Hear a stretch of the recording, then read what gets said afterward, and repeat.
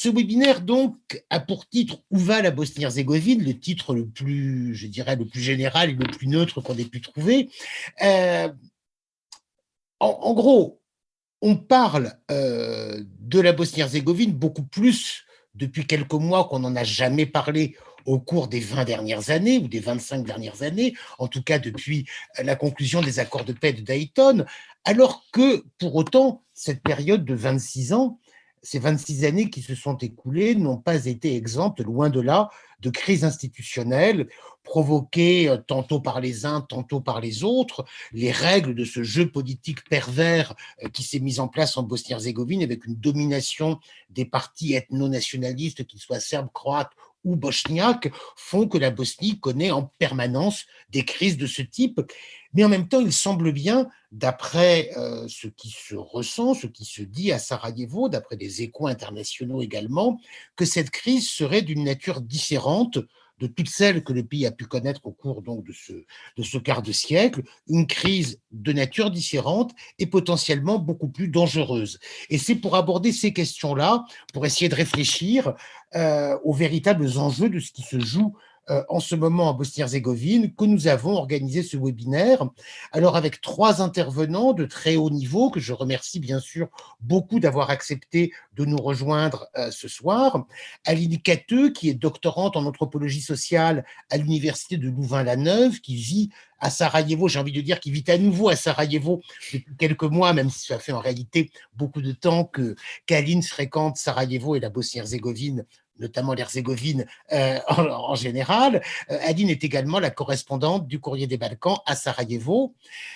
Second intervenant, second panéliste, Xavier Bougarel, historien, chercheur au CNRS, rattaché au Centre des études turques, ottomanes, balkaniques et centra-asiatiques, qui est l'auteur de nombreux ouvrages, alors notamment un classique, Bosnie, anatomie d'un conflit, c'est sorti à la découverte en 1996, mais on peut toujours le trouver, et puis de beaucoup d'autres ouvrages plus postérieurs, le dernier étant la division Anchar, Waffen-SS de Bosnie, qui est paru en 2020, livre que l'on peut trouver bien sûr dans toutes les bonnes librairies, mais également sur la boutique en ligne du Courrier des Balkans.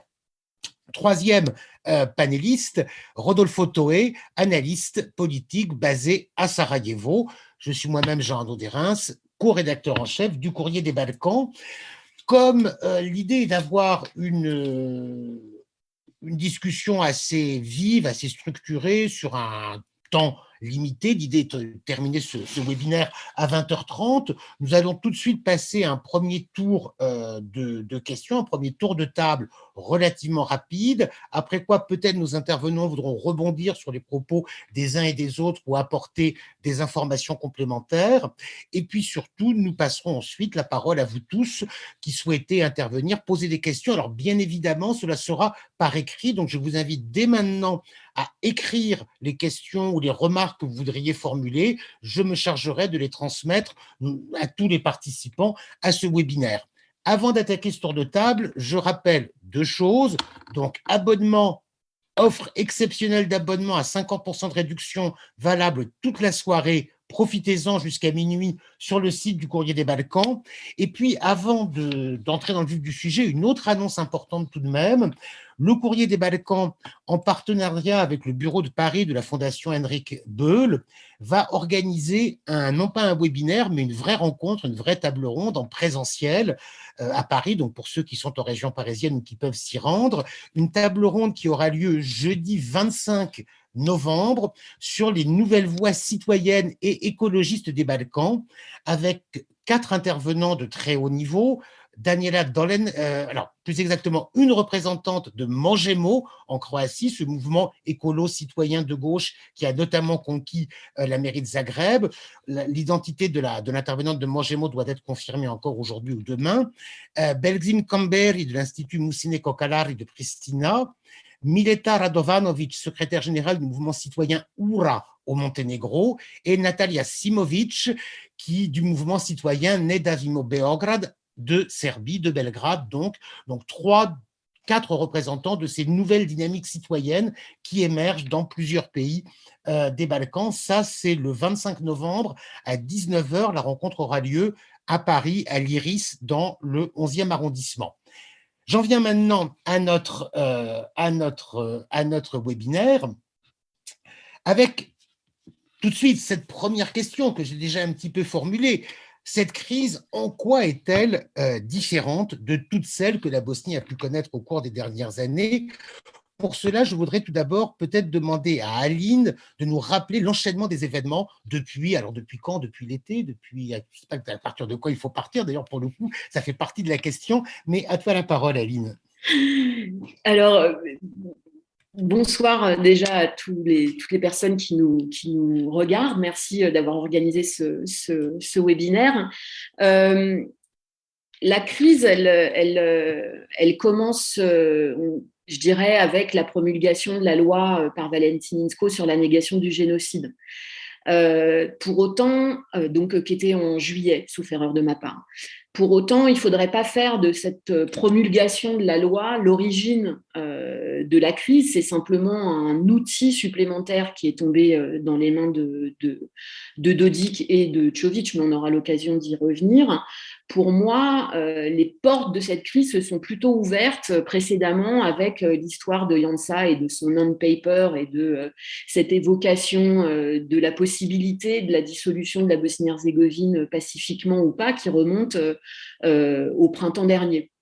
Évidemment, cette formulation est devenue, alors que tout le monde a dit, dont tout le monde a dit à l'époque qu'elle était ridicule, et c'est en fait réellement transformé en hypothèse de travail, avec tout ce que l'Union européenne peut compter de dirigeants clairement antidémocratiques, que ce soit Janša au premier rang, Orban, et puis après Vučić, etc., etc.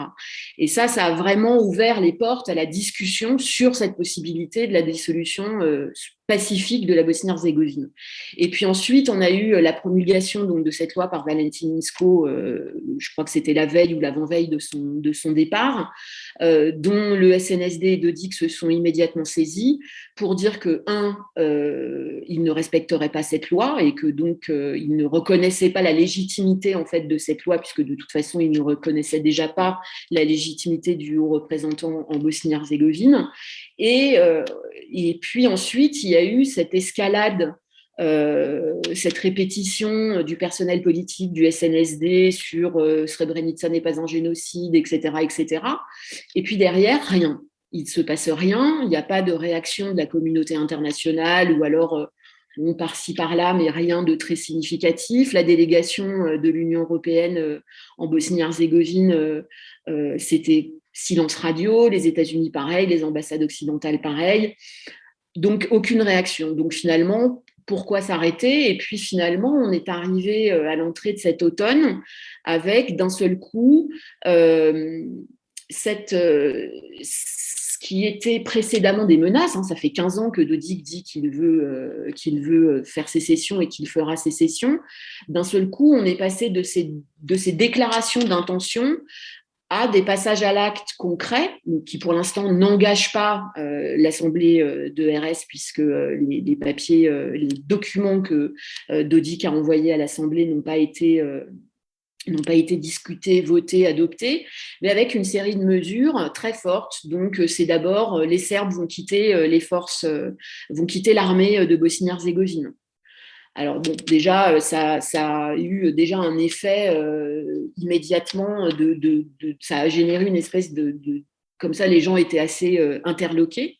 Ça a été suivi quand même d'une déclaration, alors d'une lettre ouverte dont on ne connaît pas l'auteur, hein, mais d'un général, en fait, un ancien général de la VRS qui est aujourd'hui général de l'armée de Bosnie-Herzégovine, qui a déclaré que de toute façon, il y avait très peu de gens qui suivraient Dodik dans cette aventure-là.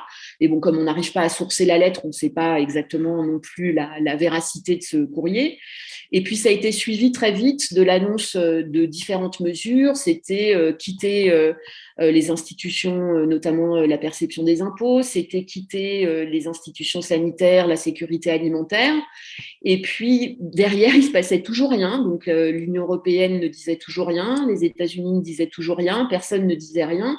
Et on est arrivé il y a 10 jours à cette réunion au sommet du bureau politique, vraiment du SNSD à pas aller, donc qui est à 13 km de Sarajevo et qui est l'ancienne capitale des Serbes de Bosnie, c'est vraiment la capitale de Karadzic, donc c'était aussi très symbolique que cette déclaration d'intention de recréer l'armée des Serbes de Bosnie se fasse à Palais, si près de Sarajevo et dans cette ville symbolique. Et donc, Dodik a annoncé, avec un document prêt, des protocoles de recrutement du personnel, d'achat de matériel, etc., etc., et que le document était envoyé d'Erechef à l'Assemblée de RS pour reconstitution en fait de cette armée des Serbes de Bosnie. Et on est resté dans une situation très crispée à Sarajevo, puisqu'évidemment beaucoup de peurs se sont réactivées dans la tête des gens, ce qui est tout à fait normal, et avec une communauté internationale qui reste assez passive, qui montre une désunion totale, avec absolument aucun projet, aucune vision politique, voilà, qui se retranche derrière des déclarations de principe et des déclarations type mais enfin nous avons investi des milliards dans ce pays et on ne comprend pas pourquoi ça ne marche pas. Enfin, en gros, on en est à peu près là, hein, quand on regarde la déclaration qui a été faite aujourd'hui après la réunion des ministres des Affaires étrangères de l'Union européenne. En gros, c'est ça la déclaration, c'est-à-dire mais enfin, on n'a pas rien fait, on a investi des milliards. Bon, des États-Unis avec Escobar qui vient, qui dit aussi un petit peu tout et rien. Et puis ce désastre de la réunion du Conseil de sécurité.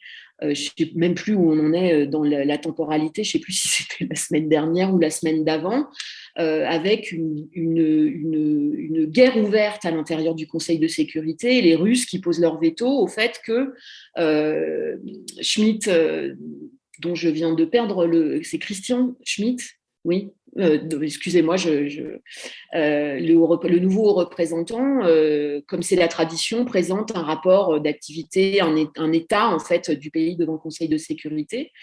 Son rapport a fuité dans la presse, donc c'est un rapport qui est extrêmement sévère et qui montre une clairvoyance qui est même presque un petit peu surprenante. Et donc le haut représentant n'a pas pu s'exprimer devant le Conseil, et avec ce qui a été déclaré comme une victoire par tout le monde, qui était la prolongation du mandat de Lefort, qui compte entre 600 et 700 hommes dans le pays, qui serait une grande victoire pour les Nations Unies dans le pays, et qui montrerait soi-disant une volonté politique quelconque. Alors qu'en réalité, on sait très bien que si demain ça dégénérait avec 600 hommes, Lefort sous-armé, etc., Lefort ne ferait rien du tout.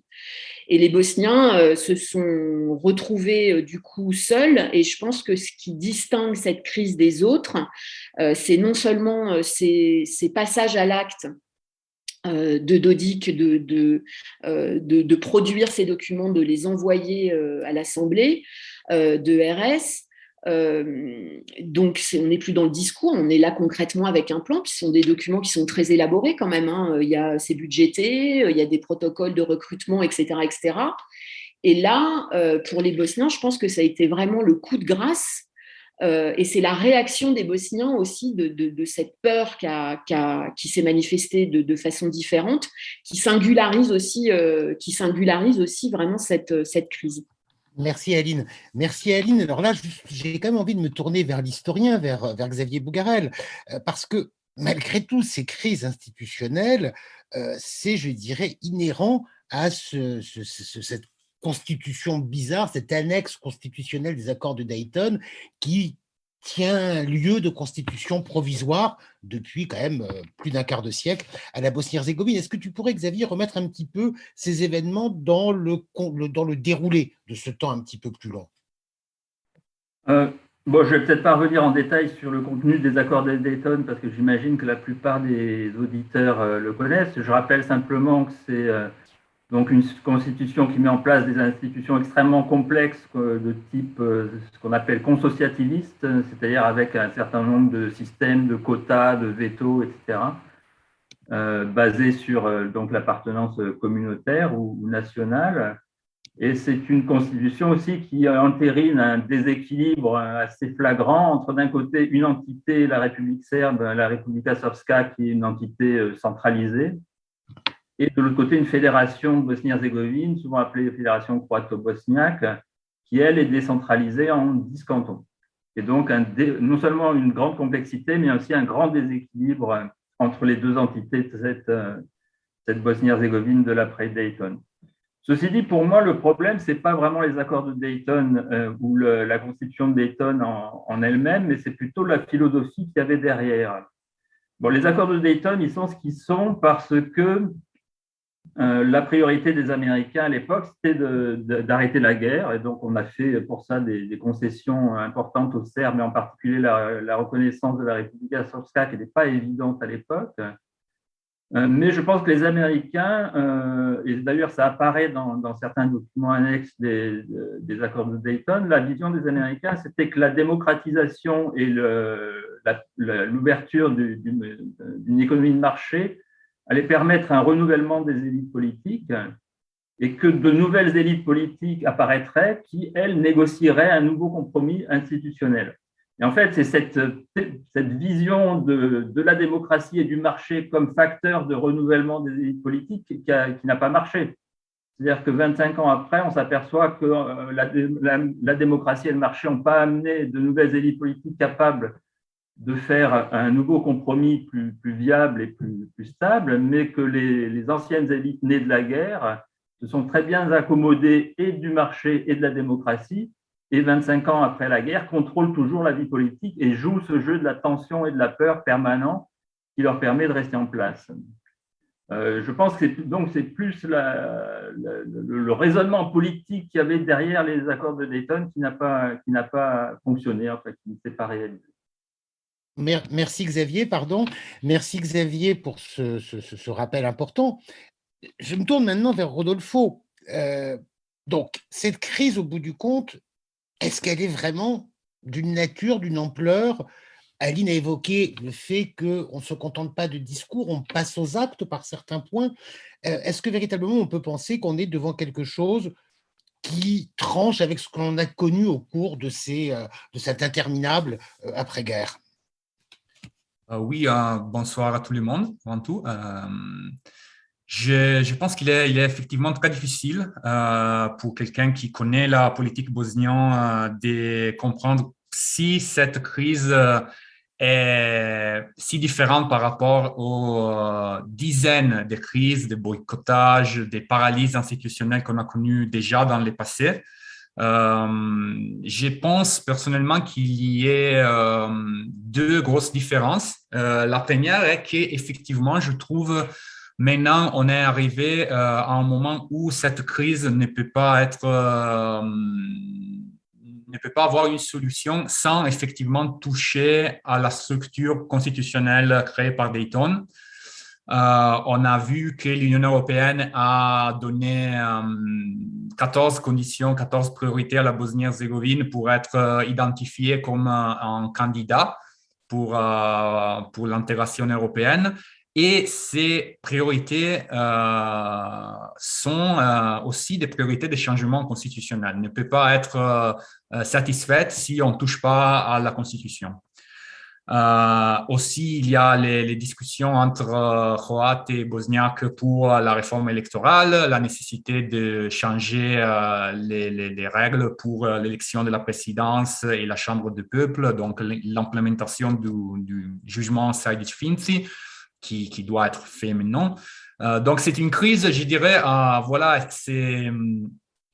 c'est déjà des années qu'on s'est dit qu'à un certain moment, la stagnation en Bosnie-Herzégovine doit arriver à un point de rupture.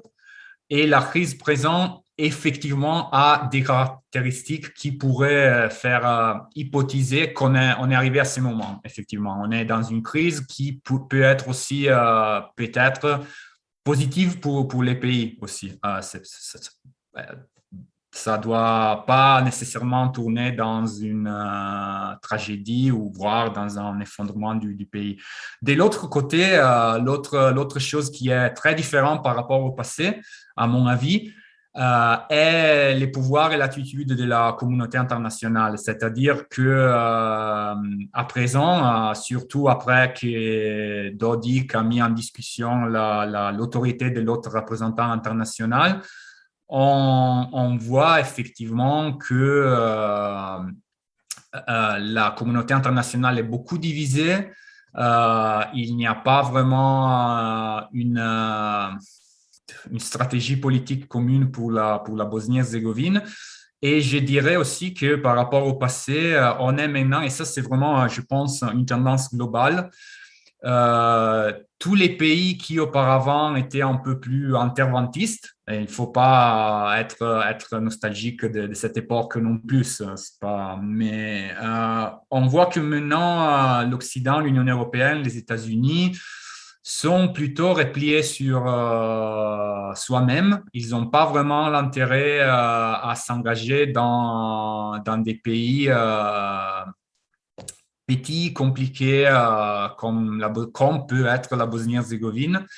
Donc là, je pense que ces deux conditions générales peuvent influencer la crise actuelle.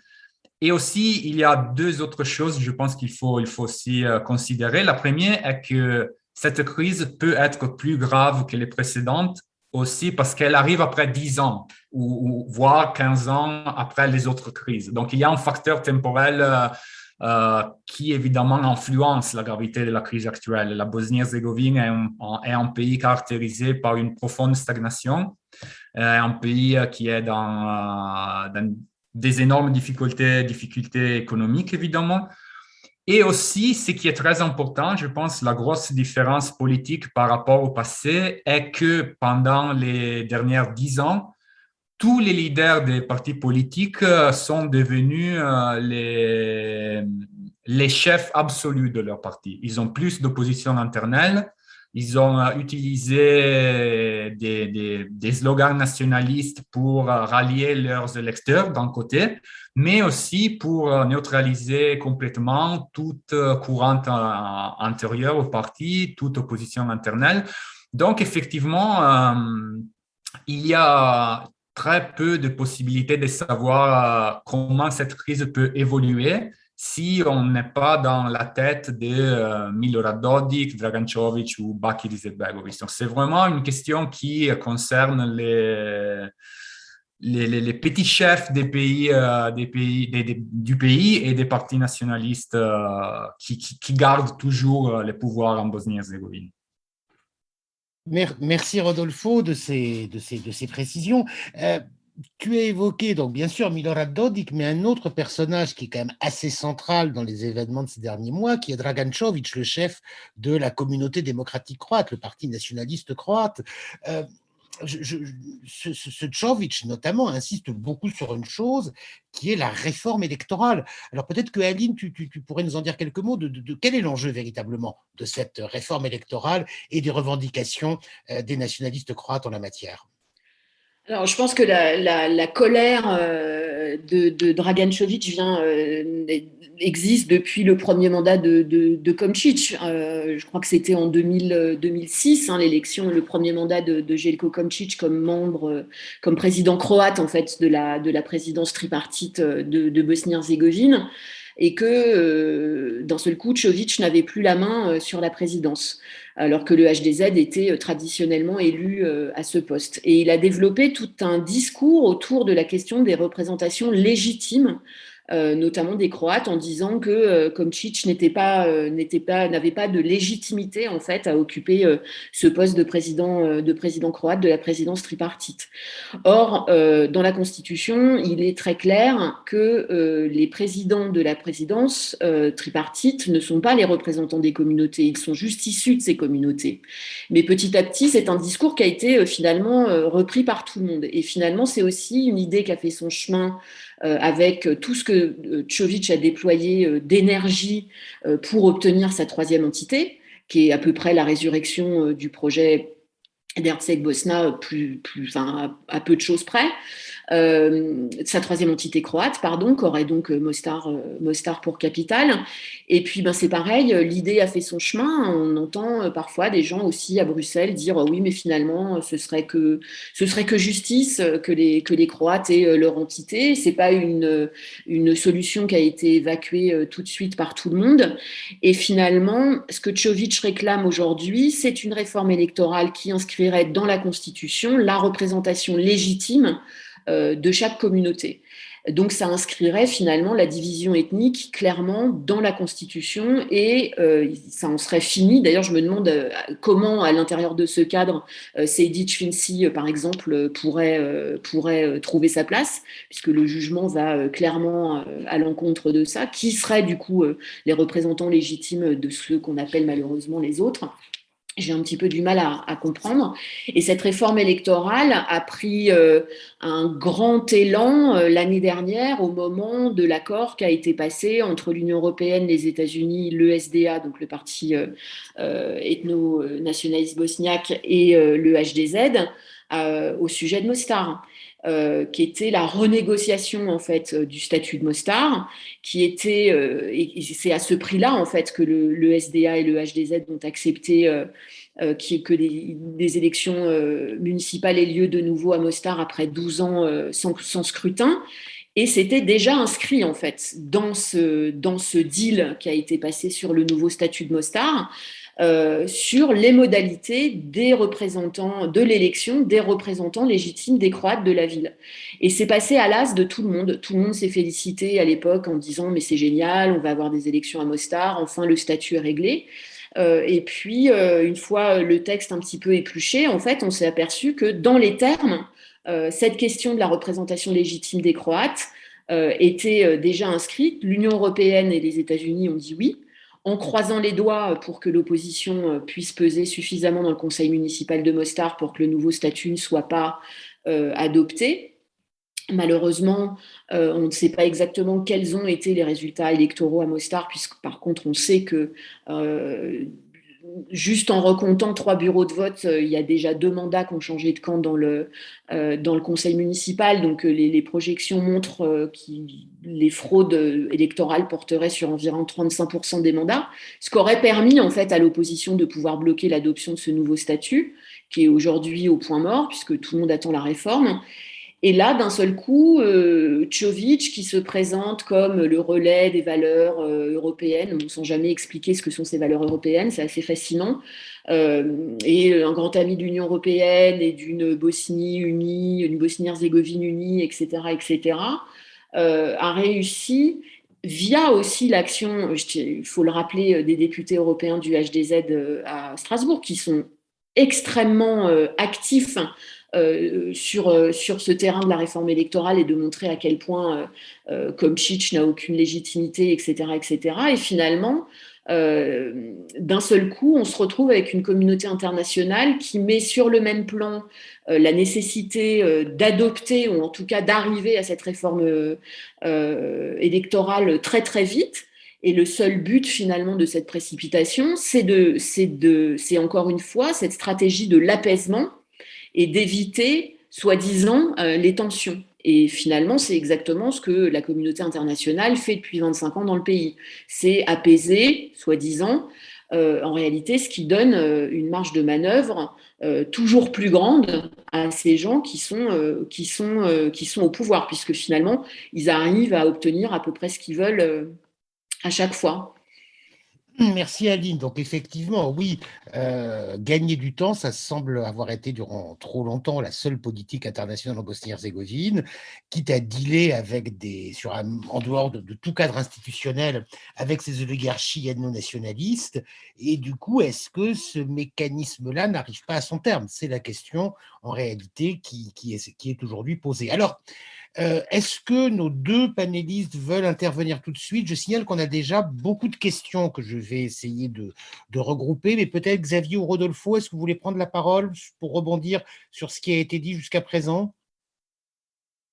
ou on passe directement? Oui, Rodolfo, peut-être, vas-y, Rodolfo. Oui, j'ai juste une précision, puisqu'on a évidemment parlé aussi des causes de cette crise. Moi, je pense qu'il y a aussi, bien évidemment, comme les rappelait Aline, l'intervention de Valentin Inzko et la criminalisation du négationnisme a été un facteur important pour déclencher la crise actuelle. Mais je pense aussi qu'un facteur très important qu'il faut garder en considération est effectivement à présent la tension qui existe entre Milorad Dodik et les autorités de Republika Srpska et la Cour constitutionnelle bosnienne. Parce que au cours des dernières années, la Cour constitutionnelle bosnienne a approuvé des sentences, des verdicts qui touchent directement aussi aux intérêts, aux politiques de la Republika Srpska. Et là, peut-être, ça serait aussi un objectif très important pour la leadership de l'entité, de quelque façon minimiser la validité de ces sentences qui ont été approuvées par la Cour constitutionnelle. C'est juste une petite information, mais je trouve que c'est important quand même avoir présent ça pour comprendre un peu quel but peut avoir Milorad Dodik dans ces contextes. Voilà, c'est juste. Merci Rodolfo. Alors bon, peut-être on va passer tout de suite à de premières questions. Il y en a déjà beaucoup. Juste pour information, il y a actuellement exactement 197 personnes connectées, avec beaucoup de gens qui ont envie de s'exprimer ou de poser des questions à nos panélistes, ce qui est bien normal. J'en profite pour rappeler également encore une fois que il est possible de s'abonner à 50% de réduction au courrier des Balkans durant toute la soirée. Donc, profitez-en dès que le webinaire sera terminé. C'est une offre exceptionnelle ce soir. Et puis, je vais essayer de regrouper un petit peu ces questions qui sont très nombreuses. Il y a celle, par exemple, plusieurs concernent, je dirais, le régime de Serbie ou les Serbes de Bosnie. Il y a par exemple la question d'Artan Zahiti qui dit « Le problème, c'est le régime serbe qui veut camoufler les problèmes qu'il y a en Serbie ». Donc, ce qui pose la question, est-ce que les événements en Bosnie-Herzégovine sont liés à ce qui peut se passer en Serbie? Et du coup, quelle est aussi, et ça c'est une question qui pour moi est très importante, quelle est la nature des liens entre Milorad Dodik et Aleksandar Vučić?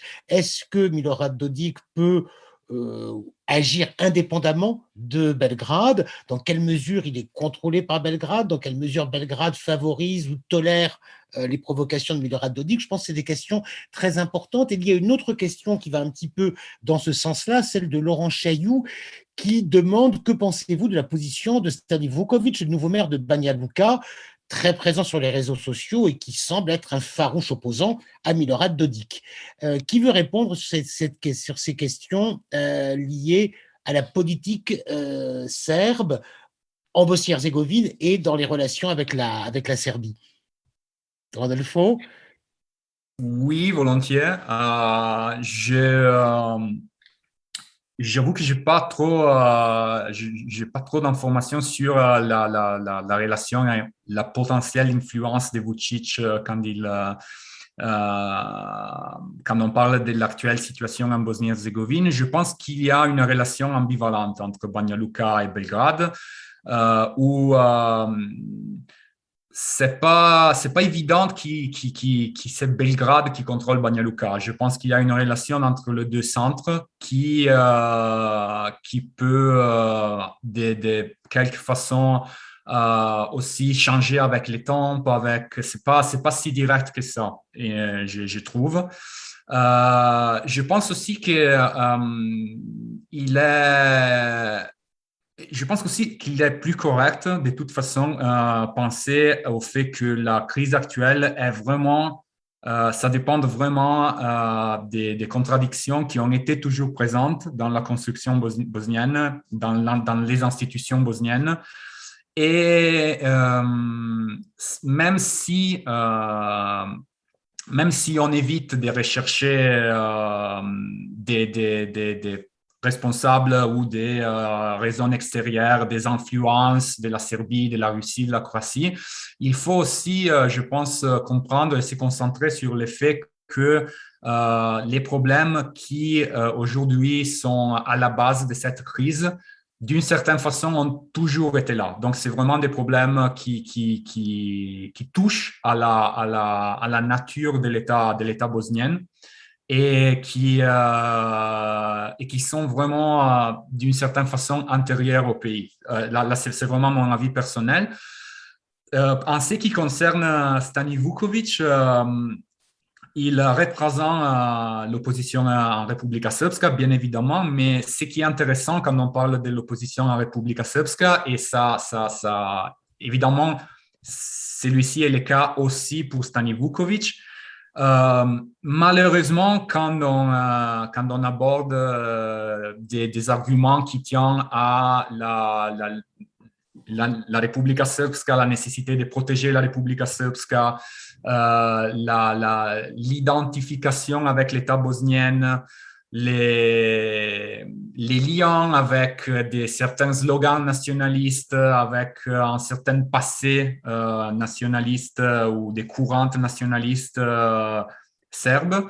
Malheureusement, à mon avis, Stani Vuković n'est pas trop différent que les autres leaders. Il partage les mêmes mots de passe nationalistes pendant la campagne électorale.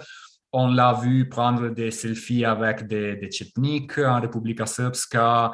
On l'a vu quand même exprimer des opinions très tranchées sur l'histoire de la guerre aux années 90. Je trouve qu'en général, l'opposition à la Republika Srpska doit nécessairement, à cause même de la structure des institutions bosniennes et peut-être de l'architecture de Dayton, doit nécessairement partager les mots de passe nationalistes dans les cas concrets des Serbes de Bosnie, parce que là aussi, Dodik, aux dernières 10 ans, a été très habile à obliger l'opposition en Republika Srpska à partager ses mots de passe, à se déclarer toujours comme loyal à la Republika Srpska, toujours loyal aux institutions de la Republika Srpska, surtout quand l'opposition était au gouvernement à niveau de l'État à Sarajevo. Donc, ils étaient malheureusement forcés à démontrer qu'après tout, ils étaient toujours loyaux à la Republika Srpska et pas aux institutions de Sarajevo.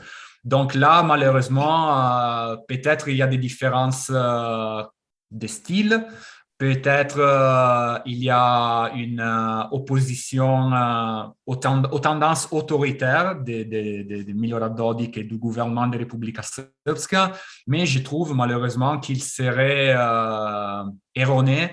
Ça serait une erreur de penser que l'opposition à la Republika Srpska ne partage pas à la base les mêmes idées nationalistes que les SNSD. Merci Rodolfo. Je glisserai peut-être juste un petit mot. Je partage a priori totalement ton analyse, mais en même temps, est-ce que la concurrence de Stani Vuković n'a pas fait très peur à Milorad Dodik, parce que quand même Stani Vuković a pris la mairie de Banja Luka, ce qui est bien sûr. Les bijoux de famille. Bien sûr, non, après, il faut aussi ne pas minimiser les rapprochements avec Sarajevo, la bonne entente que Stani Vuković a avec la maire de Sarajevo, Benjamina Karić. Là, c'est évidemment des signaux très importants pour le pays. C'est quelque chose qui va dans la bonne direction. Mais malheureusement, quand il s'agit de traiter les arguments, les thèmes du passé, les thèmes de la mémoire partagée. Mais par contre, peut-être que Milorad Dodik, justement, a été d'autant plus dans la fuite en avant qu'il se sentait mis en concurrence dans son bastion. Quand même, Banja Luka, c'est le cœur du pouvoir de... Bien sûr. La victoire de l'opposition à Banja Luka est quand même un signal très important qui met peur à Milorad Dodik et à son parti. Une autre question, là, je vais lire une question qui a été envoyée par Scheherazade Amouičić qui nous dit ceci. Voilà, à mon avis, Milorad Dodik a déjà l'idée de sécession depuis longtemps. Cependant, est-ce que vous pensez que la loi sur la négation du génocide de cet été a accéléré les choses? Il a réellement commencé à menacer cet été et Scheherazade nous dit qu'elle était en Bosnie cet été, qu'on en parlait beaucoup, bien évidemment. Donc, Aline Cateux s'est déjà exprimée sur le sujet, peut-être, et elle demande l'avis de Monsieur Bougarel. Est-ce que Xavier, tu pourrais commenter un petit peu ce point? Moi, je ne sais pas dans quelle mesure la promulgation de cette loi a déclenché la crise actuelle. Je pense que cette loi, elle est problématique comme toutes les lois mémorielles. C'est-à-dire que est-ce que ça a un sens d'interdire une opinion qui est partagée par, disons, un tiers de la population d'un pays? On a eu ce débat en France à propos, par exemple, de la loi interdisant la négation du génocide arménien, où différents historiens avaient pris position contre cette loi, pas parce que c'était négateur du génocide arménien, mais parce qu'ils pensaient que ce n'était pas à la justice de faire le travail des historiens. Et cette loi qui a été adoptée en juillet pose le même problème, c'est-à-dire que est-ce que c'est au tribunal pénal international pour l'ex-Yougoslavie et à lui seul d'écrire l'histoire du conflit des années 90? Voilà, c'est un problème de fond. Maintenant, je ne sais pas si cette loi explique à elle seule la crise actuelle et l'attitude de Dodik. À mon avis, c'est plutôt un prétexte. En effet. Il y a plusieurs questions qui abordent un point dont on n'a pas encore tellement parlé, qui est les questions économiques. Alors, il y a Bertrand Thibert, par exemple, qui demande l'attractivité accrue du territoire en termes économiques, industriels, touristiques aurait-elle pu enrayer le processus actuel? Il y a aussi une autre qui est vue un petit peu plus tôt, une autre question, que je la retrouve, excusez-moi, de Elmadi Bouikanaoui, j'espère bien prononcer, qui demande quels sont les projets pour améliorer le niveau de vie des petits éleveurs et des agriculteurs de Bosnie-Herzégovine. Alors, est-ce que ces enjeux économiques jouent un rôle dans la crise? Qui veut rebondir là-dessus? Aline, peut-être? Alors, je pense pas que, enfin, vu le niveau de clientélisme, de corruption qu'il y a dans le pays, malheureusement, je ne pense pas que les dividendes qu'auraient pu être perçus éventuellement par le pays auraient atteint les citoyens bosniens. L'économie est aux mains en fait de groupes criminels qui captent ces revenus pour le compte des gens dont on est en train de parler depuis maintenant 3/4 d'heure.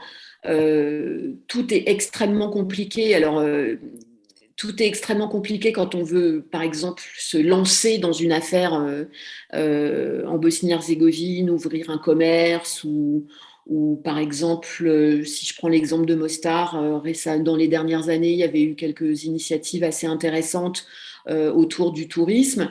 En réalité, comme le personnel politique des partis ethno-nationalistes est partout, donc dans les agences chargées de livrer, par exemple, les autorisations pour faire des visites dans la vieille ville, etc., etc., etc., c'est pratiquement impossible de développer son business sans rentrer dans le cadre de la corruption, ce que beaucoup refusent.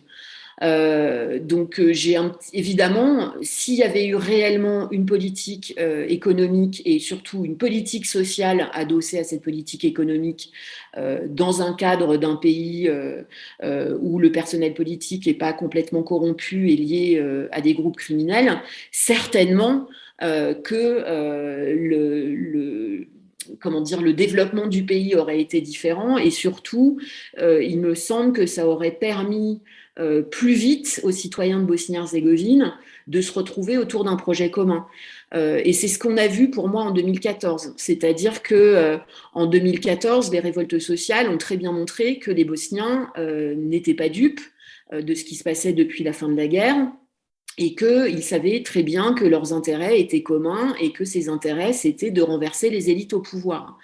Résultat des courses, on s'est retrouvé devant une communauté internationale qui taxe les Bosniens de hooligans et qui continue de légitimer en fait ces élites ethno-nationalistes au pouvoir. Et derrière 2014, en plus, il y a eu une répression dans le pays qui a été très peu commentée, mais qui a été assez féroce.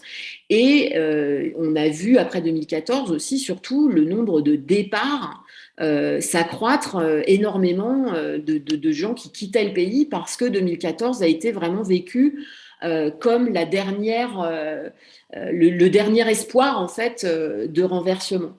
Par rapport à la deuxième question, sur la question des petits producteurs, agriculteurs, etc., je n'ai pas entendu parler en fait de mesures qui concerneraient ça.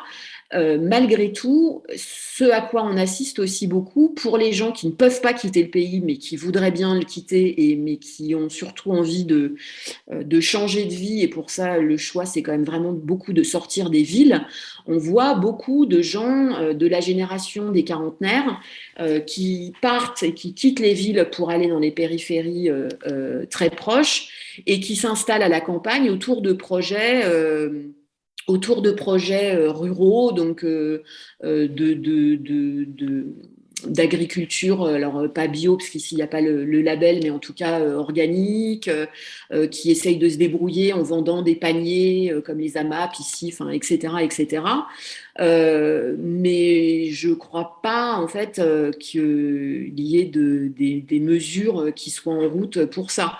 Là, la grosse mesure qui est en route, c'est surtout la réforme de la fiscalité des travailleurs indépendants qui va faire un dégât énorme si elle passe, puisque la majorité des gens ici est employée avec des contrats, j'arriverai pas à trouver l'équivalent, excusez-moi, en français, mais c'est comme des CDD, mais c'est un mélange de CDD et d'auto-entreprise qui était jusqu'alors taxé à 13% et dont la nouvelle loi prévoit qu'il serait taxé à plus de 30%.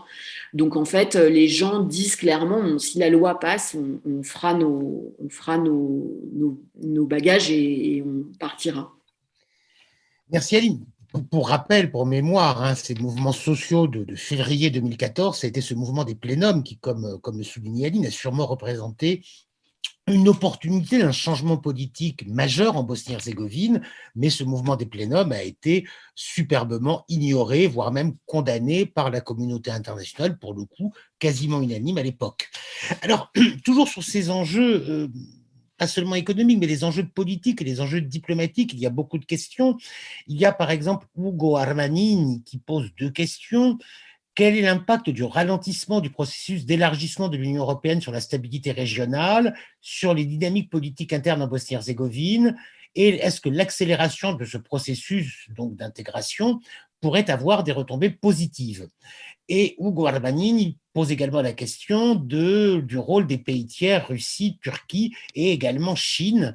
Alors ça, c'est quelque chose qui est évoqué par d'autres intervenants, d'autres personnes. On pourrait citer, alors il y avait plusieurs, excusez-moi que je retrouve les questions. Voilà. Mon Dieu, attendez, il y a tellement de questions que ça devient compliqué de s'y retrouver, mais il y avait effectivement plusieurs personnes qui posaient la question du rôle, notamment de la Russie, également celui de la Turquie.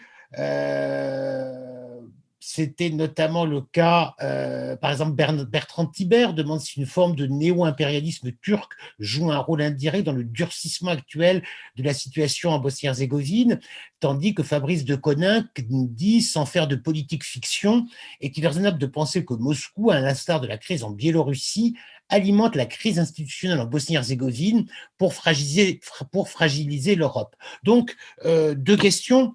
La dynamique ou l'absence de dynamique du processus d'intégration européenne, et puis celle des influences extérieures, qu'il s'agisse de la Russie, de la Turquie ou d'autres peut-être. Qui veut réagir, qui veut intervenir? Aline à nouveau, Rodolfo. Aline, vas-y si tu veux. Quitte à ce Rodolpho, que peut-être tu seras plus pertinent que moi. Non, bon, c'est des questions très compliquées, évidemment. Ce que j'ai noté pendant les dernières années en Bosnie-Herzégovine est que l'attraction de l'élargissement européen dans les pays est en train de devenir un peu plus faible par rapport au passé, parce que bien sûr, Même l'Union européenne a donné beaucoup des signaux complètement contrastants sur cette question, avec les problèmes avec l'Albanie et la Macédoine du Nord. Évidemment, tout ça a eu un effet aussi en Bosnie-Herzégovine jusqu'à quelques années. Dans le passé, les processus d'intégration européenne faisaient l'unanimité dans la Bosnie-Herzégovine. Maintenant, on peut entendre des leaders qui disent quand même l'Union européenne, il y a aussi des alternatives, n'est pas forcément le seul objectif pour la Bosnie-Herzégovine. En plus, je pense que, comme je le disais dans mon intervention au début, ces questions des 14 priorités de l'Union européenne est vraiment quelque chose de très délicat pour les pays, parce que si vous regardez, si vous lisez quelles sont les 14 priorités, il y en a quelques-unes que, effectivement, en regardant les documents, on s'est dit ça n'arrivera jamais en Bosnie-Herzégovine. Tout ça, il y a des points. Par exemple, l'introduction d'un mécanisme qui permettra l'implémentation de la loi étatique qui est en ligne avec l'acquis communautaire au niveau inférieur de l'État. Là, les représentants de la Republika Srpska, par exemple, ont dit très clairement que ça n'arrivera jamais. Donc, on est arrivé à un moment où les procès d'intégration européenne et les conditions du procès d'intégration européenne sont remises en question par l'élite locale. Et je me demande aussi, je pense qu'on peut aussi hypothéser que la crise actuelle ne soit pas effectivement une façon, un stratagème, un plan pour augmenter la tension nationaliste dans les pays et plonger les pays dans une crise artificielle pour pousser l'Union européenne et la diplomatie occidentale à faire comme c'était justement le cas en 2014, à mettre de côté les questions constitutionnelles pour se dire OK, on continue à traiter la Bosnie-Herzégovine de cas spécial à l'intérieur des Balkans, et donc on se contente. On se contente de voir que l'élite politique, que les parlements passent des réformes économiques qui ont des résultats très réduits, en oubliant les grosses questions qui resteront toujours ouvertes, et en même temps en donnant la possibilité aux leaders bosniens de se présenter comme des gens qui ont quand même obtenu quelque chose. Je pense de façon très concrète à la question de reconnaître les statuts des candidats à la Bosnie-Herzégovine. Je me demande si cette crise est aussi une façon d'augmenter la tension pour pousser d'une certaine façon Bruxelles à reconnaître les statuts des candidats à la Bosnie-Herzégovine, parce que de toute façon, c'est vraiment un processus politique en fin de compte qui qui pourrait aussi, ou l'Union européenne pourrait aussi décider de baisser un peu ses expectatives, ses requêtes pour s'adapter un peu à la situation dans les pays. En ce qui concerne l'influence et les relations de la Turquie et de la Russie, évidemment, tous les leaders de Bosnie-Herzégovine ont des relations très étroites avec des leaders régionaux. Qui, de l'autre côté, exploite la situation en Bosnie-Herzégovine pour se donner une importance régionale. Là, je pense principalement à la Turquie, qui est un acteur très important, surtout dans les Balkans. Donc, évidemment, Erdogan a l'intérêt à à se présenter comme comme un acteur important dans la diplomatie régionale. Et aussi, même sans faire beaucoup d'hypothèses sur des diplomaties souterraines ou des plans souterrains, je pense qu'une chose qui est très concrète, très réelle et qui arrive est que les leaders de Bosnie-Herzégovine utilisent ces connexions avec les leaders de Russie, de Croatie ou de Turquie pour éviter de faire des compromis à niveau national, à niveau de Bosnie-Herzégovine. Donc, c'est une façon de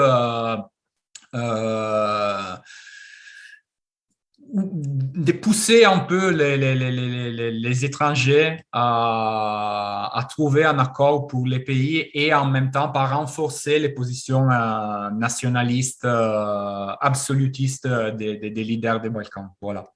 Merci Rodolfo, mais une chose, parce que quand on parle de l'Union européenne, aujourd'hui, ce n'est pas exactement clair de savoir de qui l'on parle. L'Union européenne a aujourd'hui plusieurs visages. Il y a notamment le visage de Viktor Orban. Il faut quand même rappeler non seulement que la Hongrie est membre de l'Union européenne, que le commissaire à l'élargissement est également, pour le coup, un commissaire hongrois. Alors, bien évidemment, et ça c'est une question que pose Lilian Lallemand, Viktor Orban a-t-il une influence au Republika Srpska? On se souvient tous, bien sûr, de ce déjeuner à Laktaši. Donc là, on est vraiment dans le cœur du fief familial de Milorad Dodik à Laktaši, cette petite bourgade à côté de Banja Luka. Ce déjeuner, c'était samedi il y a 10 jours. Je rappelle pour mémoire que cette Hongrie de Viktor Orban est aujourd'hui le plus chaud partisan de l'intégration rapide de certains pays des Balkans dans l'Union européenne, en l'occurrence principalement de la Serbie. Donc, est-ce que Viktor Orban joue aujourd'hui, est devenu un acteur dans ce jeu politique international complexe qui utilise, j'ai envie de dire, la Bosnie-Herzégovine comme théâtre? Oui, bien sûr, bien évidemment, Orban a des relations très étroites avec la Republika Srpska et entretient des relations importantes avec Banja Luka, avec la Republika Srpska. Une chose qui a changé par rapport au passé, et je ne sais pas si peut-être Aline ou Xavier veut contribuer à ces points de la discussion, mais une chose qui a beaucoup changé, évolué par rapport au passé, est aussi le niveau de légitimation internationale que la Republika Srpska a aujourd'hui par rapport à il y a 10 ans ou 15 ans. Les leaders de Republika Srpska se présentent souvent comme des chefs d'État, quoi, même si ils sont tout à fait des leaders d'une entité bosnienne qui n'est pas indépendante. Est-ce que, Aline, tu voulais rebondir? Oui, je ne sais pas, peut-être Xavier voulait ajouter quelque chose à ce que… Non, enfin, moi, je voulais revenir un peu sur différentes questions à la fois. Quand on analyse le paysage régional et international qui entoure la Bosnie-Herzégovine, on oublie une chose, une différence importante avec 1992. C'est qu'en 1992, il y avait l'armée populaire yougoslave, et cette armée populaire yougoslave, elle n'est plus là aujourd'hui. Et cette armée populaire yougoslave, elle faisait que la partie serbe était persuadée de gagner la guerre en quelques semaines. Et c'est pour ça qu'ils ont tenté l'aventure, c'est parce qu'ils étaient persuadés de gagner la guerre sans problème. On a vu que les choses ne se sont pas passées aussi facilement. Et aujourd'hui, je ne sais pas si un quelconque des leaders nationalistes en Bosnie-Herzégovine peut être assuré de gagner une guerre. Et dans cette mesure-là, je pense qu'ils sont obligés d'être beaucoup plus prudents, au moins dans les faits, sinon dans les déclarations. Et pour le moment, Dodik n'a fait que des déclarations, même si c'est des déclarations par écrit sur des documents précis, etc. Il y a pour le moment aucun passage à l'acte. À ma connaissance, les postes frontières n'ont pas été repris par la police de la Republika Srpska, où il n'y a pas de contrôle de police sur la ligne interentité. Et même si c'était le cas, moi, la situation actuelle, elle me rappelle la crise de 2001 avec le HDZ croate, où effectivement le HDZ avait décidé de retirer ses fonctionnaires des institutions communes de la fédération et même ses officiers, ses militaires de l'armée qui était à l'époque l'armée de la fédération. Or, cette crise de 2001 n'a pas débouché sur l'effondrement du pays, mais bien au contraire sur l'effondrement du projet de République d'Herzeg-Bosna, qui était donc la république autoproclamée des Croates des années 90. Il faut signaler que cette crise croate était résolue de cette façon parce que le haut représentant était intervenu de façon assez musclée. D'abord en destituant le représentant croate de la présidence bosnienne, qui était à l'époque le représentant de l'HDZ. Et ensuite, la SFOR, qui était encore présente en Bosnie-Herzégovine, avait fait une intervention aussi musclée dans les locaux de la Herzegovačka banka, qui alimentait financièrement la République d'Herzeg-Bosna. Donc, je pense que tout ça permet quand même de relativiser la crise actuelle. On n'est pas en 1992, il y a beaucoup de choses qui ont changé. Et il reste à voir effectivement si un acteur international ou l'autre, soit la Russie, la Turquie ou un autre, a intérêt à convaincre un des acteurs locaux qu'il peut gagner une épreuve de force allant jusqu'au bout, c'est-à-dire jusqu'au conflit armé. En effet, pour faire la guerre, il faut avoir des jeunes prêts à se battre dans un pays, ou dans des pays, d'ailleurs, c'est vrai pour toute la région, dont la population s'en va massivement à l'étranger. Je dirais, sans être cynique, que l'hypothèse de guerre paraît peu envisageable. Aline voulait ajouter un mot? Oui, il y avait deux petites choses. Par rapport à ce que Rodolfo venait de dire en disant mais les représentants de l'ARS se comportent comme des hommes d'État en fait, comme s'ils représentaient un État. C'est une chose qu'on voit depuis des années et des années dans les actes notamment dont on a beaucoup parlé au Courrier des Balkans aussi sur la façon dont l'ARS s'approprie par exemple les ressources.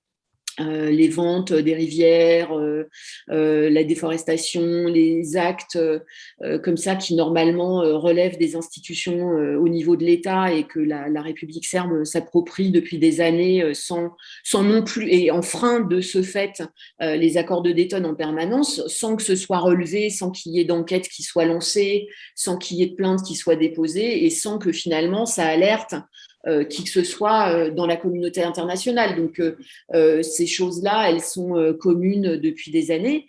Il y a quand même un certain nombre de choses peut-être qu'on peut quand même noter, c'est-à-dire que depuis, je suis d'accord avec aussi ce que Xavier vient de dire, je pense pas à une guerre comme dans le scénario d'il y a 30 ans. Ici, tout le monde, alors tout le monde, ça veut tout dire et rien dire, je suis bien d'accord, mais ce dont les gens ont plus peur et le scénario qui paraît d'ici aujourd'hui le plus vraisemblable, c'est pas une guerre à la mode de 1992, c'est plutôt une violence qui viendrait de groupuscules dont les gens ont très peur de voir revenir les volontaires russes.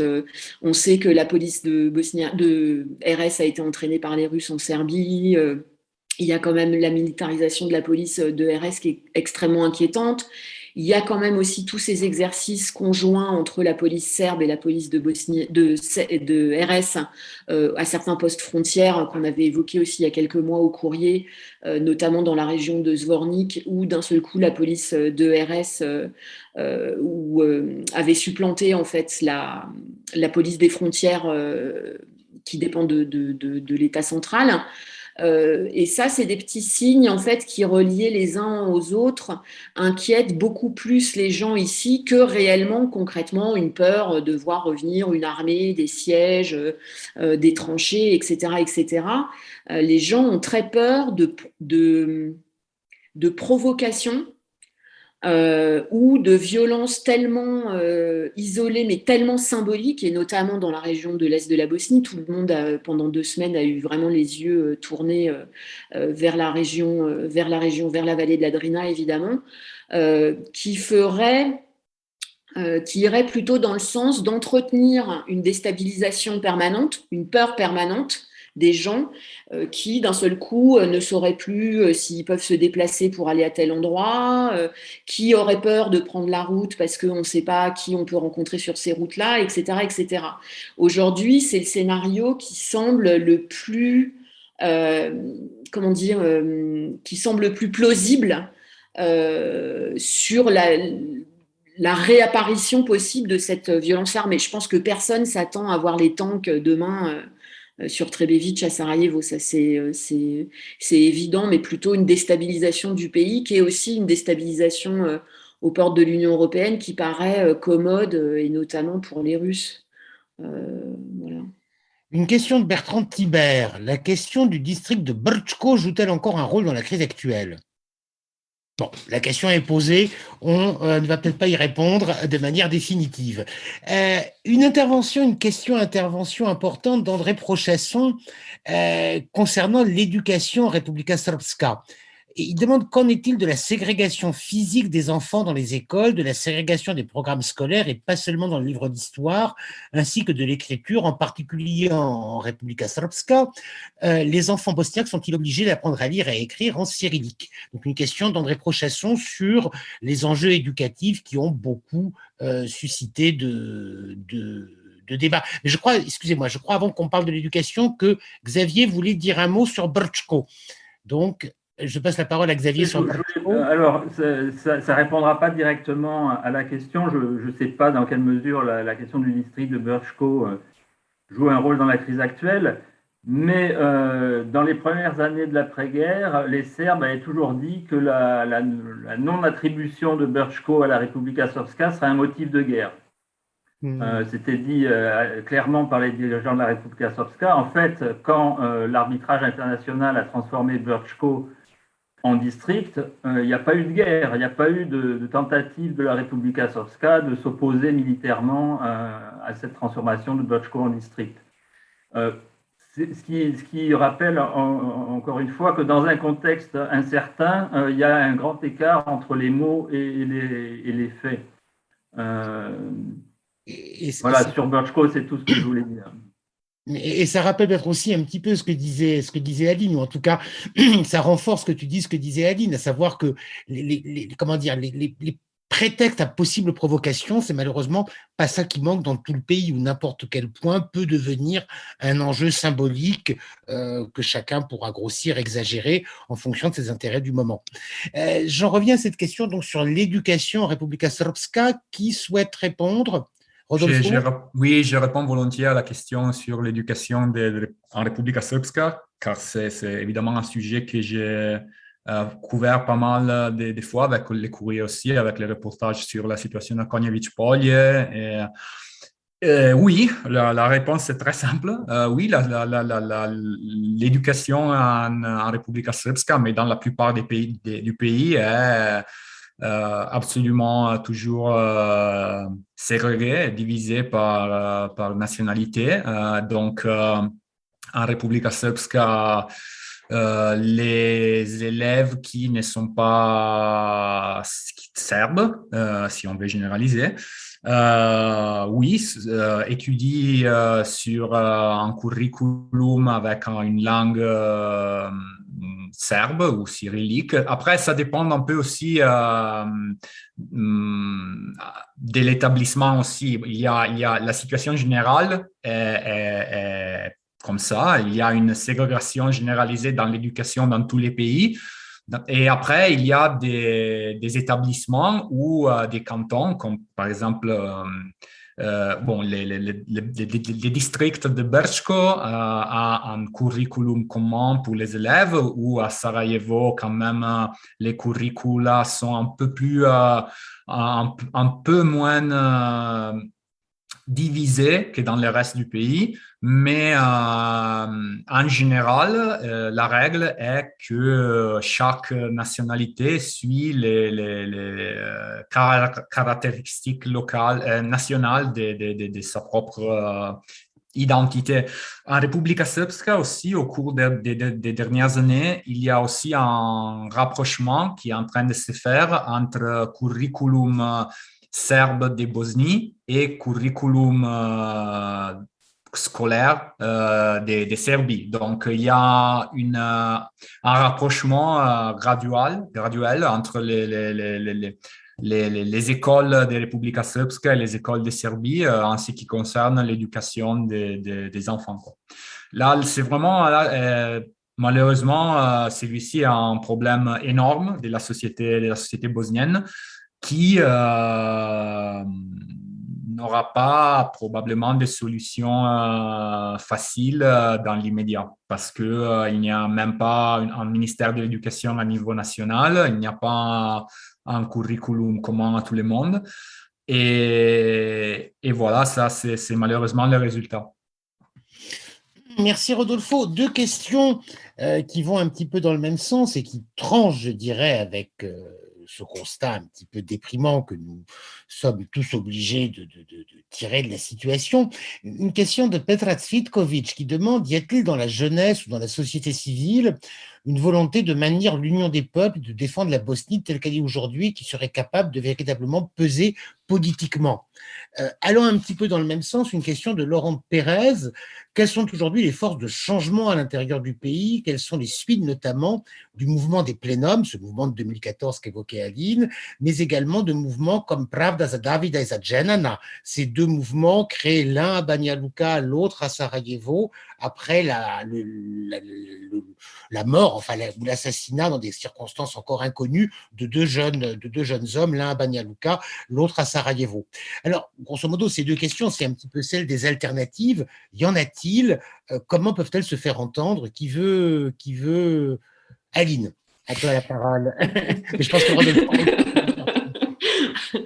Alors, bon, je vais faire un constat un peu, peut-être un peu radical. Pour moi, les oppositions sont défaites. En tout cas, pour ce qui est de la société civile, on a eu dans le début des années 2000, on va dire jusque dans les années 2010, des mouvements collectifs très forts qui étaient vraiment enracinés localement. Je pense à Mostar, par exemple, mais aussi à Banja Luka. C'est quelque chose dont on ne parle pas beaucoup, mais il y a eu beaucoup d'associations de jeunesse antinationaliste à Banja Luka et qui ont été les premières actives dans le pays bien avant la fédération. Et ce sont des mouvements et des mobilisations qui n'ont jamais été prises au sérieux, ni évidemment par les pouvoirs locaux, ni par la communauté internationale, qui les trouvaient toujours trop radicaux, pas assez consensuels, etc., etc. Et puis, à la suite de ça, on a vu l'émergence de cet horrible secteur de la société civile qui fonctionne en permanence aux projets et qui adapte son discours et le contenu de ses projets aux appels à projets pour les bourses de l'Union européenne, de fondations, d'ambassades, etc. Et on voit bien le résultat de tout ça aujourd'hui, c'est-à-dire que ces anciennes générations, donc les gens qui ont aujourd'hui 40 ou 45 ans, qui se sont battus pendant des années tout seuls, ont laissé tomber. D'abord, souvent, ils ont quitté le pays et deuxièmement, ils sont épuisés. Et s'il y avait vraiment une société civile qui pouvait peser en Bosnie-Herzégovine, je pense qu'on serait déjà au courant. Malheureusement, on a je ne sais pas combien de milliers, littéralement, d'associations qui ont des très grands discours sur les droits de l'homme, sur la réconciliation, sur le devoir de mémoire, etc., etc. Et il se passe strictement rien. On ne les entend pas, ils sont complètement aphones, puisque en dehors d'un discours ultra formaté pour répondre aux demandes en fait de la communauté internationale, c'est quand même vraiment une société civile qui a complètement adopté le discours de l'Union européenne sur la stabilité et sur la réconciliation. Il n'y a personne. Donc pour moi, ce type d'opposition-là est complètement défaite et vaincue. Pour moi, c'est très clair. Ça peut être aussi qu'un moment. Je veux dire, peut-être que les gens reprennent aussi leur souffle avant de se relancer dans la bataille. Je veux dire, là encore, personne n'a de boule de cristal. Quant l'autre partie de la question, c'était quoi? C'était sur les forces politiques d'opposition, c'est ça? Alors, bon, je ne sais pas, peut-être que Rodolfo serait plus modéré que moi sur les options type Nacha Stranka, etc. Non.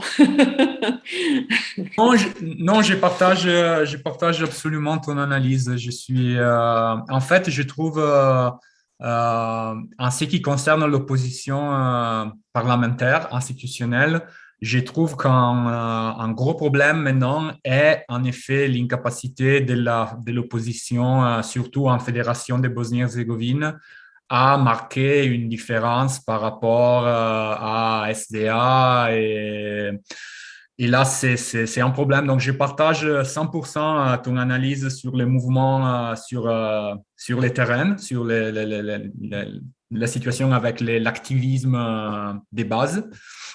Et malheureusement, aussi l'opposition à niveau politique, à niveau des institutions, premièrement, n'arrive pas à sortir d'un contexte très local.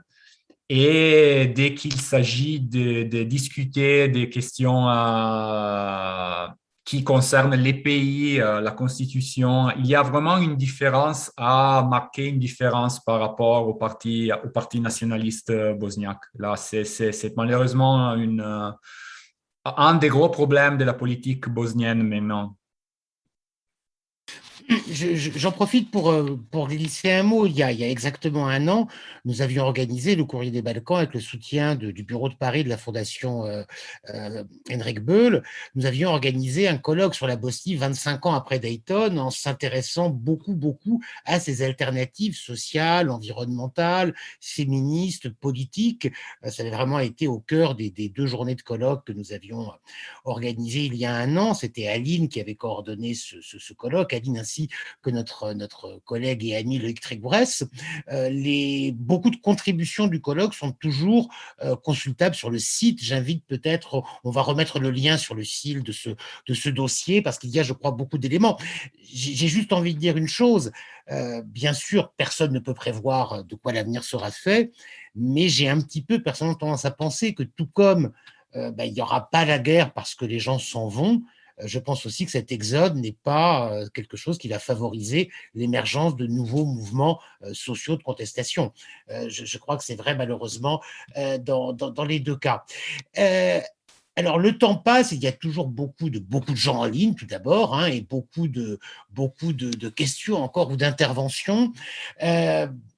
Je voudrais tout de même lire rapidement une intervention de notre ami Slobodan Šoja, qui, je le rappelle, a notamment été ambassadeur de Bosnie-Herzégovine à Paris. Donc, Slobodan Šoja a écrit ceci: « Bonsoir à tous et merci aux organisateurs de s'occuper de ce pays malheureux. La crise actuelle est sérieuse et dangereuse, mais complètement artificielle.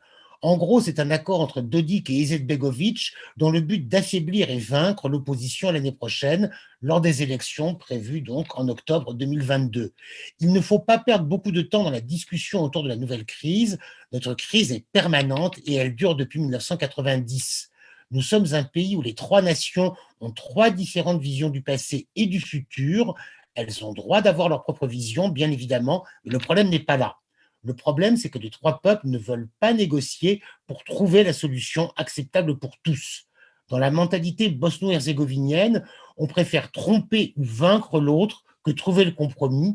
Et si la Bosnie-Herzégovine ne devient pas un pays de compromis, alors elle vivra en crise perpétuelle. » Est-ce que quelqu'un veut rebondir, commenter cette intervention de Slobodan Šoja, ou on la laisse à la méditation générale?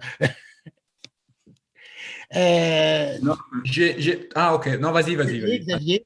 Non, enfin, moi, je pense que expliquer la situation actuelle par des mentalités, ça me paraît un peu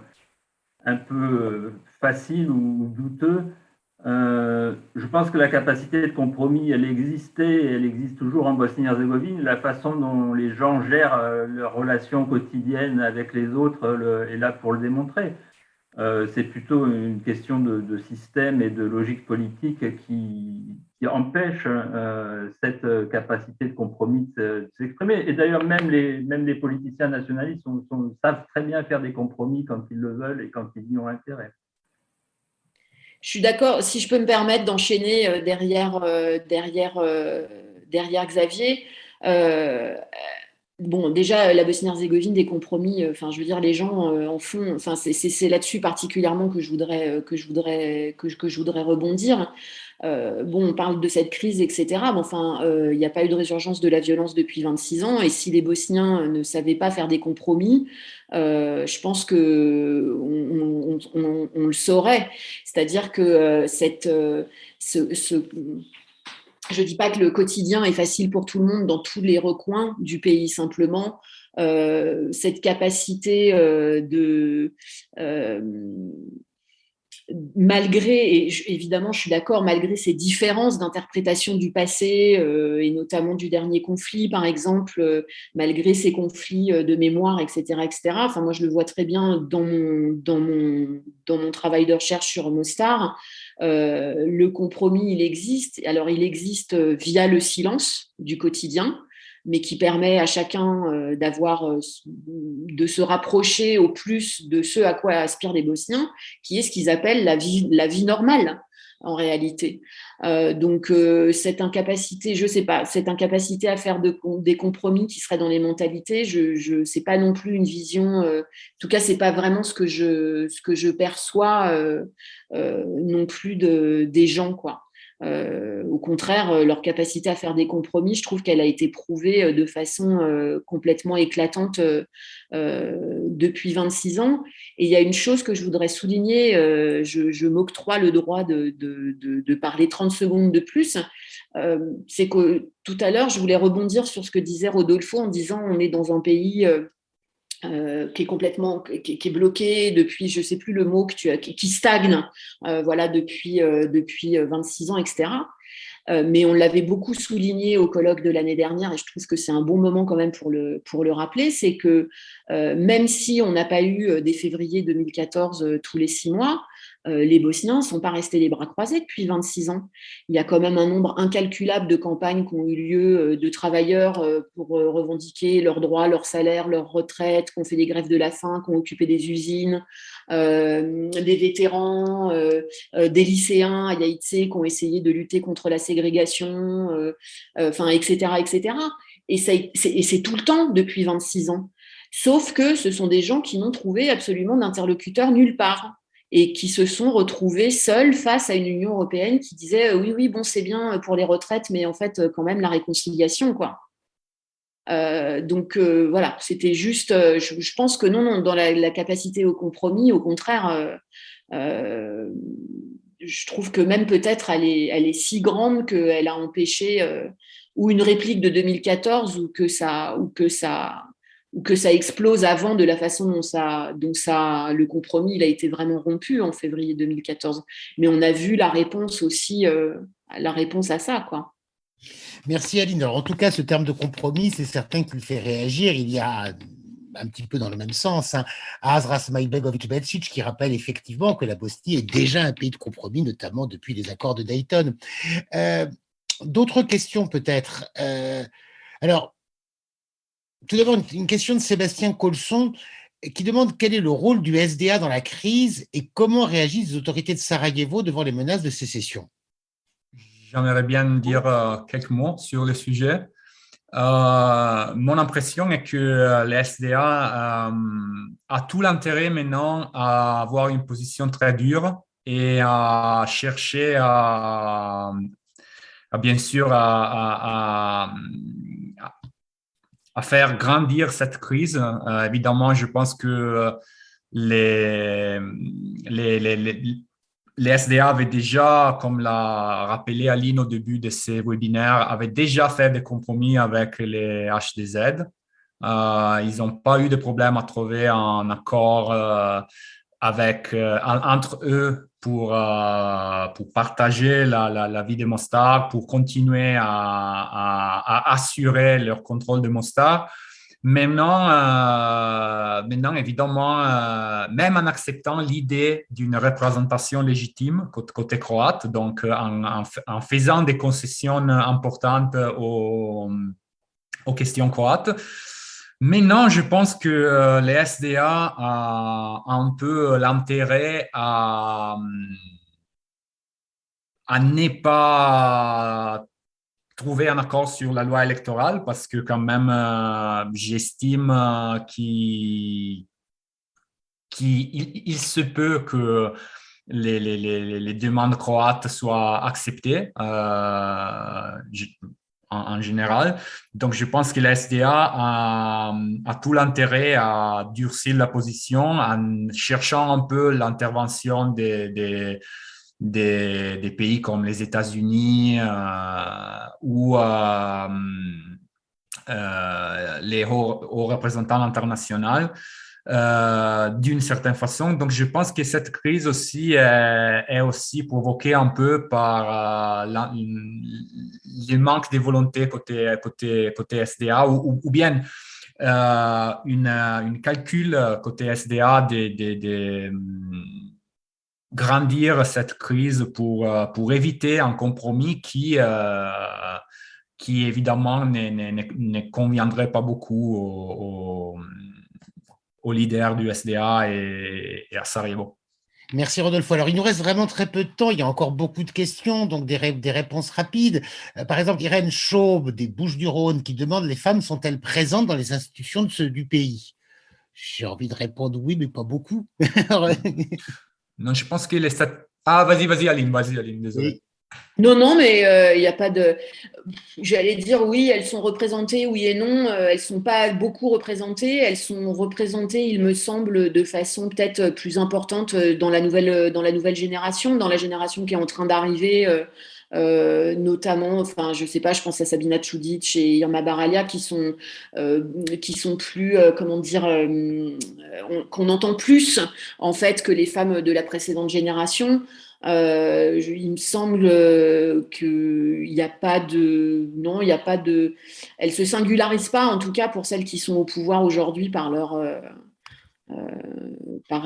compétences, à part, la seule qu'on voit vraiment, c'est Bisera Turković, qui est la ministre des Affaires étrangères, qui tient son rôle parfois de façon assez éloquente et puis parfois de façon... complètement navrante. En tout cas, elles ne font pas de différence. En revanche, je tiens à signaler que les femmes sont extrêmement présentes, étaient en tout cas, et sont toujours très présentes dans les mouvements, vraiment les organisations d'activistes, je pense, environnementales, d'accompagnement des migrants aussi, des réfugiés qui sont bloqués à Bihac, etc. Sur le terrain, elles sont concrètement à la barre. Question justement très intéressante de Florian Scheffer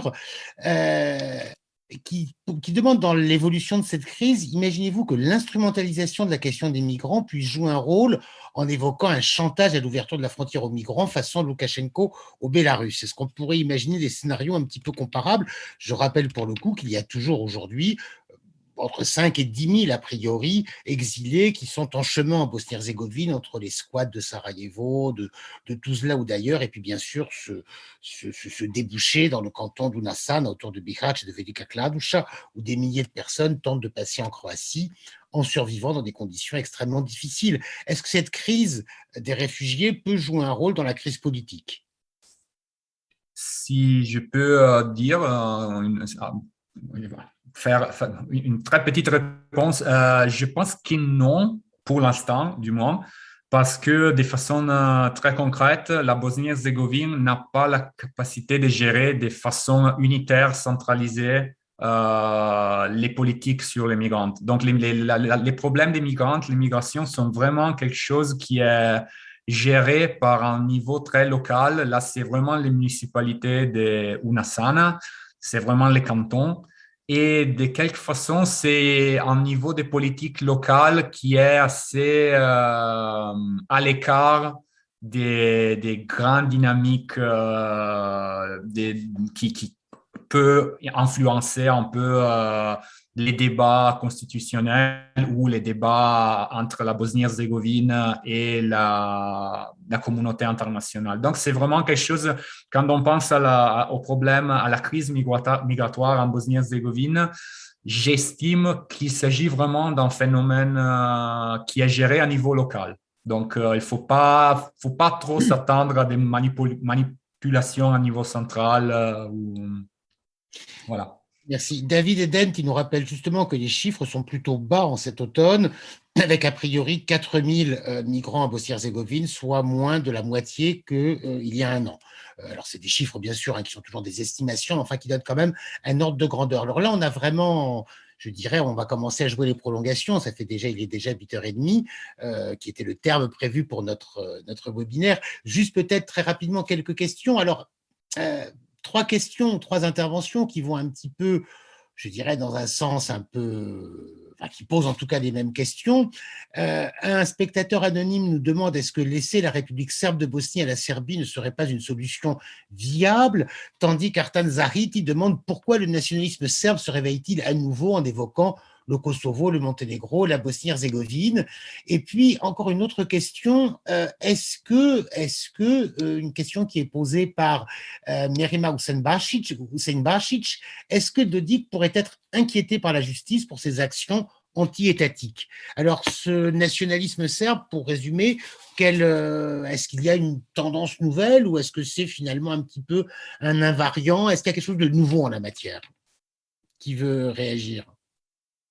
Aline? Alors, c'est pas exactement c'est pas là où, enfin, bon, je vais essayer de donner deux, trois éléments, mais je suis peut-être pas la mieux placée, mais pourquoi il se réveille à nouveau? J'ai pas tellement l'impression qu'il s'était endormi. Enfin, je veux dire, il y a enfin, depuis, il y a je pense que depuis la fin de la guerre, il y a ce sentiment, notamment en Serbie, et en tout cas en République serbe, que ce qui a été acquis est complètement illégitime et que cette défaite, en fait, doit être quelque part réparée. En tout cas, moi, c'est ce que j'entends dans les propos de Vulin quand il parle de son histoire de monde serbe, etc., etc. Je ne suis pas assez calée pour établir le lien entre Bosnie-Herzégovine, Serbie et Monténégro, si ce n'est avoir peut-être une influence extérieure, mais là je pense que vous êtes tous plus calés que moi sur la question. J'ai oublié la deuxième, il y avait deux autres... Est-ce que Dodik pourrait être inquiété par la justice? Oui, mais normalement, il devrait l'être. En fait, c'est ça aussi tout le problème. C'est-à-dire que on a quand même en face de nous, mais c'est valable pour Tchovic aussi. Hein, et si on se donnait la peine, ce serait aussi valable pour Izetbegovic, qui n'est pas moins corrompu que Dodik et Tchovic. Enfin, je veux dire, faut quand même dire ça aussi, parce j'ai toujours l'impression qu'on voit Bakir comme un moindre mal. Izetbegovic est pas moins néfaste que Tchovic et Dodik. Il est peut-être juste moins doué en politique. À mon avis, il est pas mal quand même pour les affaires. Dodik aurait dû, de toute façon, être arrêté depuis belle lurette, étant donné qu'il a enfreint je ne sais pas combien d'articles de loi, qu'il a enfreint je ne sais pas combien de fois la Constitution, etc., etc. Pareil pour Tchovic. Tchovic avait, avec ce non-lieu, je ne sais plus l'année, son procès pour corruption, etc., avait quand même déclaré il n'y a pas un juge en Bosnie-Herzégovine qui me mettra en prison. En effet, il n'y a pas un juge qui l'a mis en prison. Aujourd'hui, Dodik contrôle l'appareil judiciaire de façon assez ferme.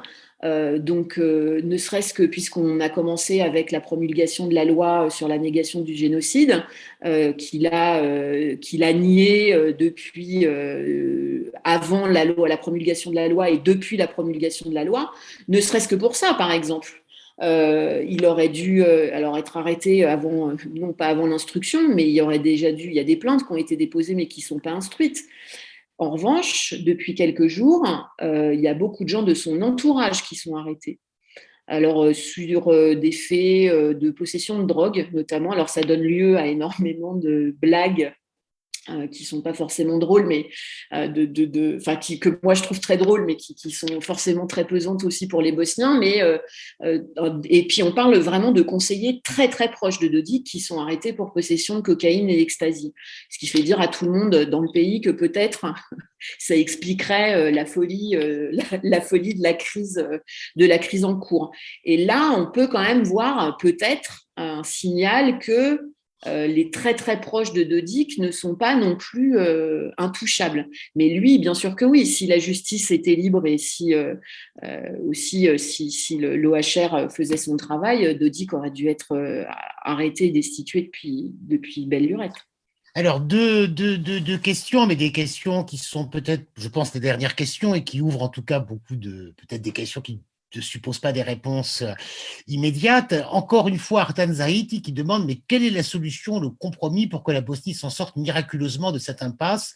Faut-il un Tito bis pour réunir tout le monde? Alors, faut-il un nouveau Tito? Et puis, par contre, Mélanie Matet de Suisse qui demande qu'est-ce que la nouvelle génération peut faire pour se faire entendre et éviter une guerre comme il y a eu dans les années 90. Alors, est-ce qu'il y a, on en revient un petit peu au point de départ, est-ce qu'il y a vraiment un danger de guerre? On le verra bien, je crois que nul parmi nous n'est prophète. En tout cas, comment est-ce que des voix alternatives peuvent se faire entendre? Ça, c'est un petit peu la question qui a été posée également tout à l'heure avec tous ces mouvements sociaux qui, malgré toutes les difficultés, demeurent actifs, présents, importants, notamment sur la défense de l'environnement. Il y a eu les mobilisations sur les rivières, les mobilisations pour l'eau également dans les contextes urbains, les mobilisations contre la pollution de l'air. Je crois qu'il est déjà 20h37, on a déjà dépassé le temps de ce webinaire. Alors, on va peut-être pas apporter de réponse à ces questions ce soir. Par contre, ce sont des sujets que nous abordons très régulièrement, tous les jours sur le Courrier des Balkans, en essayant de donner le plus possible la voix, la parole à ces acteurs de la société civile en Bosnie-Herzégovine comme dans les autres pays de la région. J'en profite donc pour faire deux rappels. L'un, c'est que justement sur ces mobilisations écologistes, nous organisons jeudi 25 novembre à 19h à Paris, au siège de l'Iris, rue Mercœur, dans le 11e arrondissement, une table ronde avec le soutien de la Fondation Henrik Böll sur les nouvelles voies citoyennes et écologistes des Balkans, avec des représentants de Možemo de Croatie, des représentants de Ne davimo Beograd, de Serbie, de Belgrade, et du mouvement citoyen URA du Monténégro, qui nous permettront donc de parler de ces dynamiques sociales dans 3 pays voisins de la Bosnie-Herzégovine, 3 pays également, bien sûr, impliqués et très importants pour l'avenir de la Bosnie elle-même. Et puis, second rappel, pour suivre tous ces débats, tout ce qui se dit, tout ce qui se pense, tout ce qui se fait dans les sociétés civiles des Balkans, le mieux, c'est bien sûr de lire le Courrier des Balkans, et vous avez la possibilité de vous abonner jusqu'à ce soir 23h59. Après, ça sera trop tard et ça ne sera pas la peine de vous plaindre. C'est jusqu'à 23h59 la possibilité de vous abonner à moins 50%, soit seulement 30%, 30 euros, excusez-moi, pour un an. Sur ce, il me reste à vous remercier tous pour vos très, très nombreuses questions, pour votre présence, votre participation importante à ce webinaire, et à remercier tout particulièrement nos panélistes. Alors, le seul ordre démocratique, c'est l'ordre alphabétique. Donc, Xavier Bougarel, historien, chercheur au CNRS et auteur de très nombreux ouvrages sur la Bosnie-Herzégovine. Aline Cateux, doctorante en anthropologie sociale et correspondante du Courrier des Balkans à Sarajevo, et Rodolfo Toe, ancien correspondant, on peut bien le rappeler, et toujours analyste politique à Sarajevo.